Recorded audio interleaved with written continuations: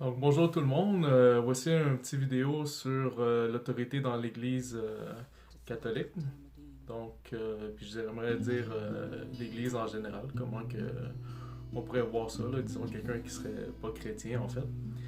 Donc en termes d'autorité, en fait, Jésus le disait lui-même à ses disciples lors du lavage de pieds dans l'Évangile de Saint Jean avant la Passion. Dans le monde, disait-il, l'autorité signifie possession, mais ce ne sera pas la façon que ça va être pour vous. On peut lire ça en Jean 13. L'autorité dans l'Église, ça va vouloir dire rendre service. Vous me regardez comme votre Seigneur et votre Maître. Vous avez raison, c'est ce que je suis. Mais qu'est-ce que cela signifie? Cela veut dire être le dernier. Celui qui est sur la croix est le dernier. Un autre exemple que j'aime, et pas nécessairement pour l'autorité, mais pour le message universel qu'il comporte, c'est la venue du Romain à la rencontre de Jésus en fait. Donc en effet, c'est un centurion romain qui demande à Jésus une guérison miraculeuse pour son serviteur qui est mourant. Et il dit à Jésus qu'il sait comment l'autorité marche et qu'il est le patron d'une centaine de têtes. Donc, lorsqu'il dit à un d'aller, il va. Lorsqu'il dit à l'autre de venir, il vient. Ainsi de suite. Et Jésus lui répond tout en étant émerveillé qu'il n'a pas trouvé en Israël pareille foi. Donc, tellement sa foi était grande. Le Romain sait très bien le pouvoir, ça vient de quoi? De la soumission. Quand les autres soldats, ils voient comment? Ils voient comme César, en fait. Donc, il est 100% soumis à l'autorité de l'empereur, qui est César, vu comme l'empereur de toutes les civilisations. Donc, c'est pour ça que tous les autres soldats le craignent. Et ce qu'il vient témoigner dans un sens à Jésus, c'est que lui aussi étant complètement soumis à la volonté de Dieu le Père, que même la mort n'a pas d'emprise sur lui. Donc, pour répondre à la question sur les... si on pourrait se demander, disons, pour... est-ce que la Bible, comme source d'autorité, euh, c'est valable ou pas? Ben, en fait, c'est sûr que dans l'Église catholique, on reconnaît beaucoup d'importance à la Bible, mais il n'y a pas juste la Bible, en fait. Puis, dans le fond, on va faire peut-être le tour de quelques petites informations, là, justement. Donc, ouais. Euh, pour ceux qui ont lu le livre euh, de la Bible, bien sûr, on est en même de comprendre que l'Église est une Christocratie. Donc, l'Église est le corps du Christ. Le Christ est la tête de son corps. Euh, pour certains protestants, c'est Jésus qui tient l'autorité absolue dans son corps. C'est Jésus qui dirige son Église. Et en ce sens, l'autorité humaine doit être limitée. L'autorité humaine doit être limitée, en fait. Donc,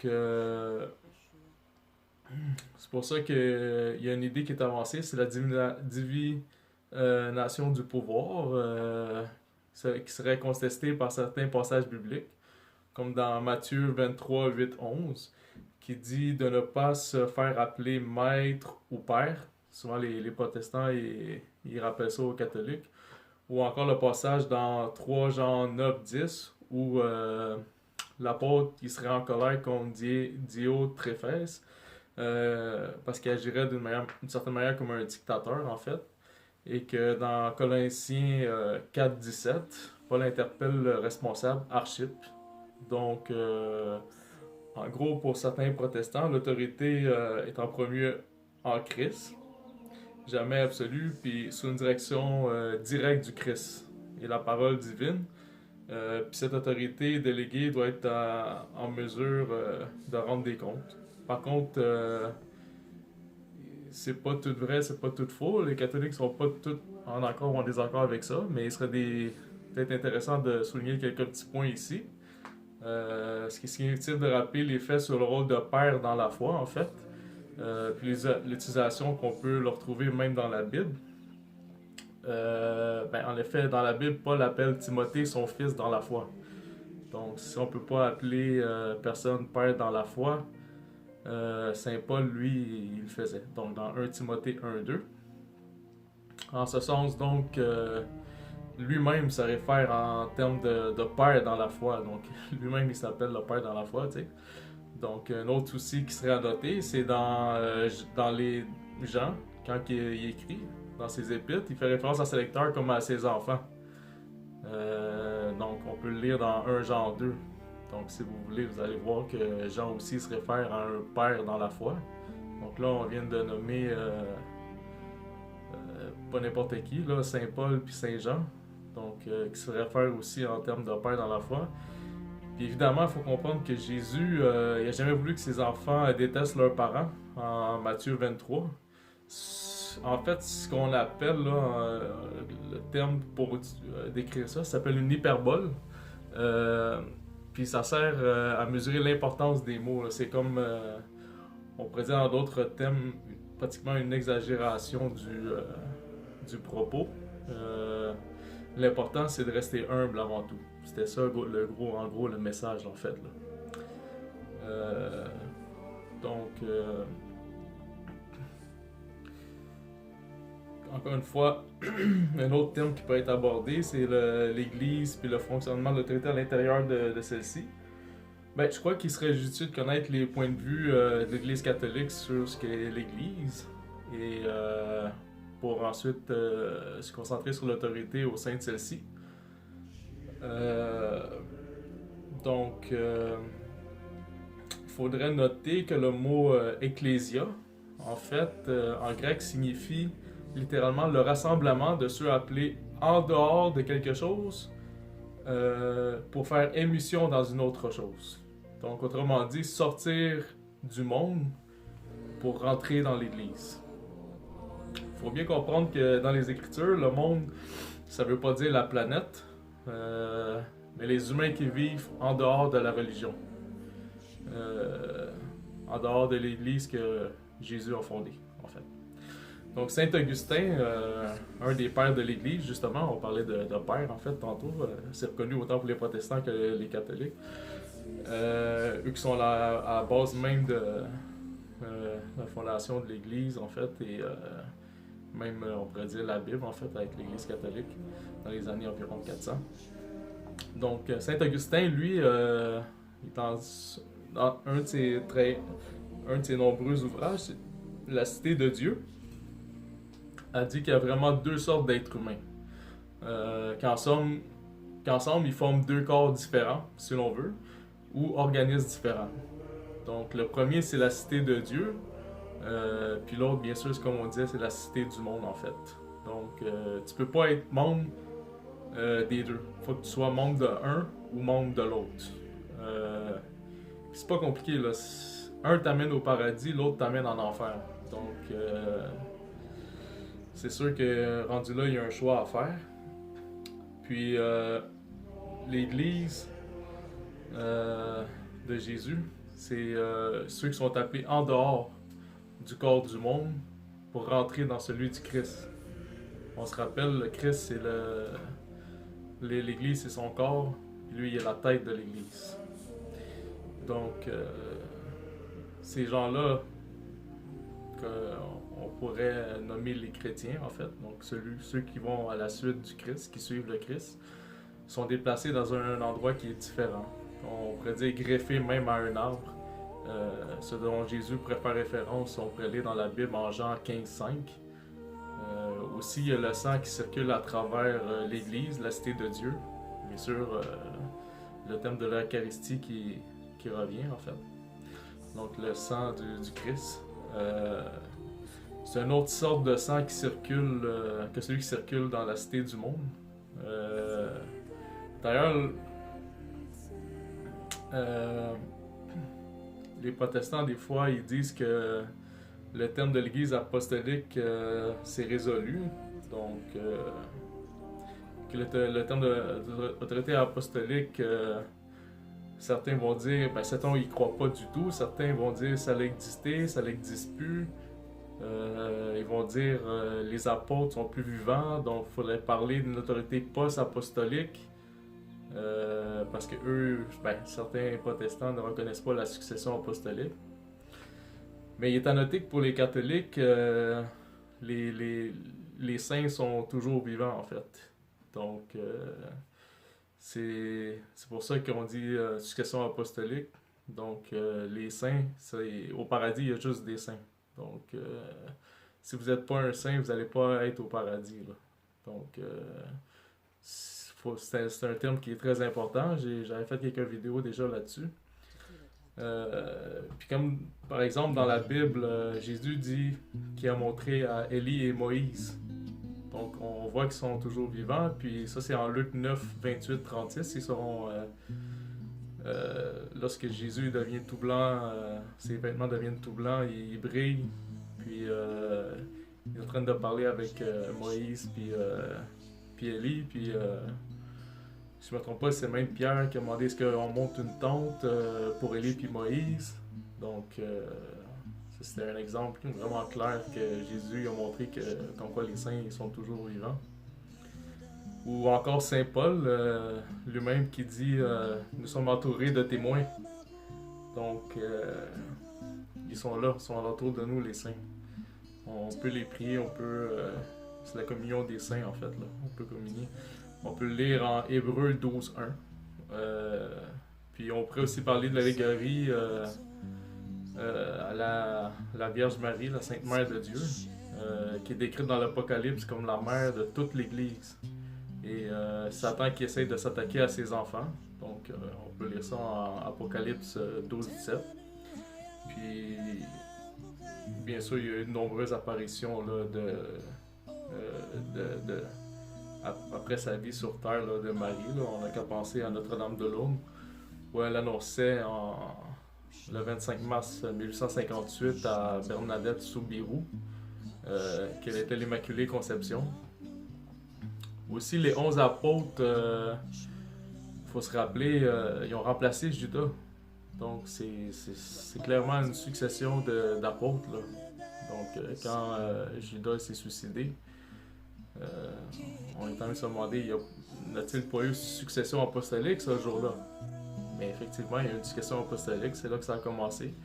Montrant la voie à suivre, la demande de qui? Ben, la demande de Saint Pierre, le premier pape. Donc, la communion des saints, c'est un point central de l'Église catholique. Ça fait partie même du credo. Donc, quand les catholiques qui disent le credo à l'Église, à la messe, c'est un des points très importants qui est à l'intérieur. Une grosse différence qu'on pourrait dire entre protestants et catholiques, c'est que les protestants ils pensent que tu es sauvé, puis qu'ensuite tu rentres dans l'église. Mais si tu es sauvé avant d'entrer dans l'église, tu serais sauvé dans le monde.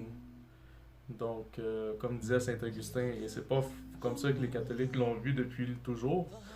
D'ailleurs, il y a l'exemple dans l'église catholique qu'on tire de la Bible, c'est que les catholiques, c'est en rentrant dans l'église que tu es sauvé, comme Noé a été sauvé dans son arche. On peut lire en 1 Pierre 3, 18, 21.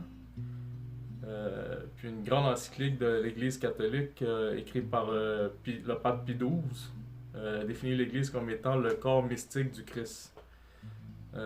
Mystique, c'est invisible. C'est visible aussi, mais c'est invisible. Par exemple, je ne peux pas te voir, mais je peux te voir. Je peux pas voir ton âme, sa taille, ses courbes, mais je peux voir ta chair. Donc, tu n'es pas un corps plus une âme. Tu es une seule personne. Et tu as une dimension qu'on pourrait dire invisible, mais aussi une dimension qu'on pourrait dire visible. Et qui tu es est différent de qu'est-ce que tu es. Donc, Dieu te donne la liberté de choisir. Tu fais en sorte d'être qui tu es. Puis, c'est invisible. Un choix, c'est jamais visible.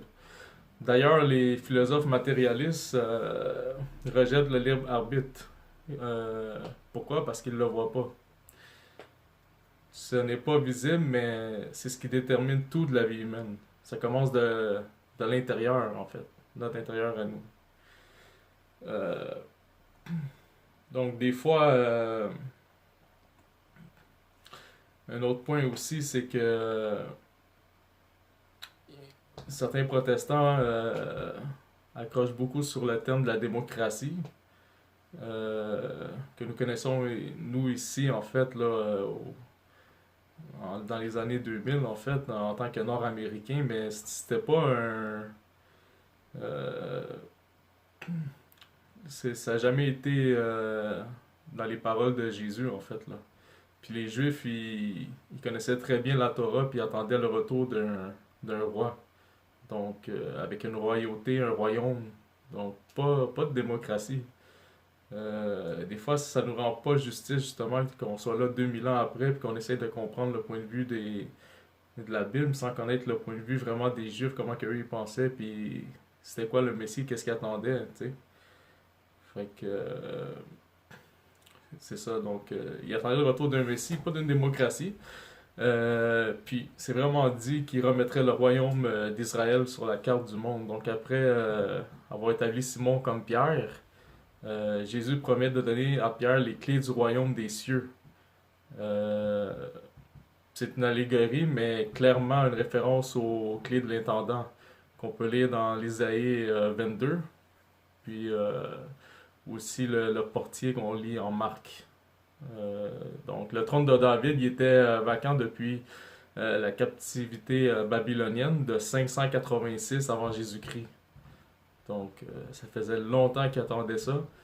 Euh, Puis l'archange Gabriel, il a annoncé à Marie que son fils Jésus recevrait le trône de David, qu'il disait être son père en Luc 1,42.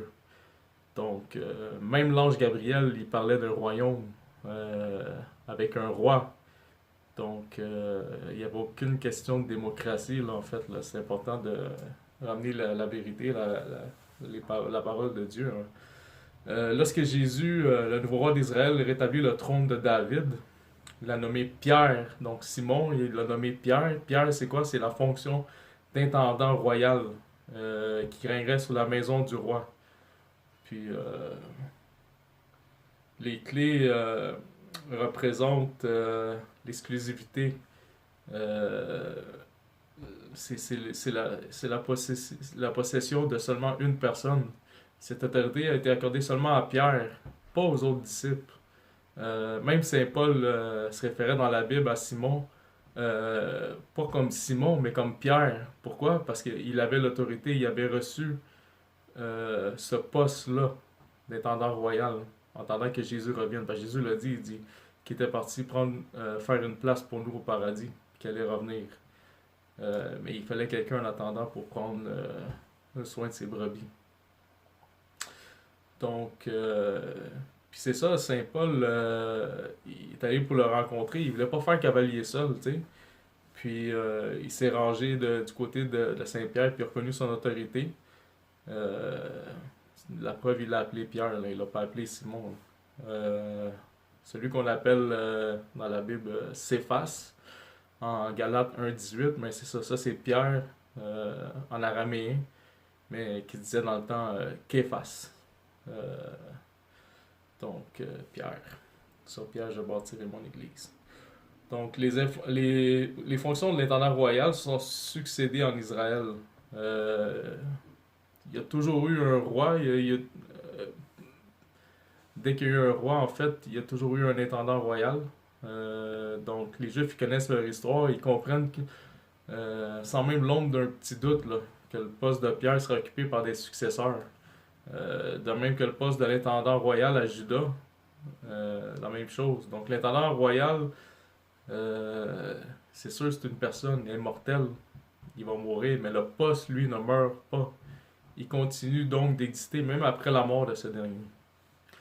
Comme on peut lire, on peut voir là, en fait, là, si on se donne référence, des fois si vous voulez lire sur John F. Kennedy aux États-Unis qui a été assassiné. Euh, Est-ce que les Américains ils se disent ah, c'est fini la présidence, il n'y aura plus jamais de président des États-Unis d'Amérique? Clairement, la réponse est non. Pourquoi? Parce que ils ont élu un autre président. Et à ce jour, le poste présidentiel reste toujours en vigueur et pour encore longtemps. Donc, on s'entend que c'est pas quelque chose qui est prêt d'arrêter en fait là. Euh, des fois, les protestants ils vont parler du passage Acte 16.4 qui dit en gros Paul et Silas ils ordonnaient aux gens de se conformer aux décisions prises par les apôtres. Donc, c'est. Qu'est-ce qu'on pourrait dire de ça en fait? On voit très bien que Paul et Silas y ordonnaient aux gens. Donc, on voit qu'il y a vraiment une autorité euh, en Acte 16.4. Donc, puis, on pourrait dire aussi que l'Église, euh, c'est un organisme. Donc, un organisme, euh, c'est en fait une organisation, c'est différent d'un organisme. Une organisation, c'est artificiel, mais un organisme, c'est naturel. Une organisation, c'est un symbole de l'extérieur, comme un organe, mais un organisme, ça grandit de l'intérieur.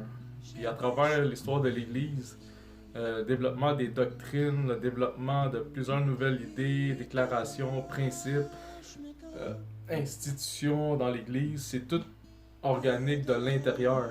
Ça venait pas de l'extérieur. Ce sont pas des ajouts venant de l'extérieur.